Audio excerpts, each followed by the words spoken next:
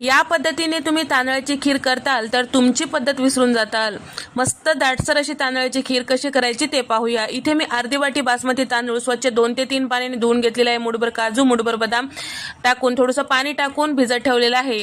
आता यासाठी 1 लिटर दूध घेतलेलं आहे। 2 पळी दूध बाजूला ठेवलेलं आहे। दूध गरम करायला ठेवूया आणि भिजलेले काजू, बदाम आणि तांदूळ मिक्सरला फिरवून घेऊया। बदामावरची साल काढून घेतलेली आहे। मिक्सरमधून थोडंसं जाडसर फिरवायचं, सोबतच त्यामध्ये वेलची सुद्धा टाकून घेतलेली आहे। आता दुधाला छान उकळी आलेली आहे। यामध्ये तयार करून घेतलेलं जाडसर असं तांदळाचं पेस्ट टाकून घ्यायचं आहे, मिक्स करून घ्यायचं आहे।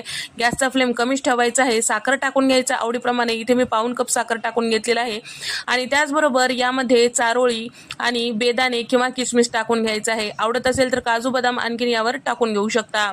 आणि त्याचबरोबर बाजूला ठेवलेलं जे दूध होतं त्यामध्ये दूध पावडर टाकून मिक्स करून घेतलेलं लास्टला टाकून घ्यायचं आहे। मस्त क्रीमी टेक्स्चर येतो खिरीला।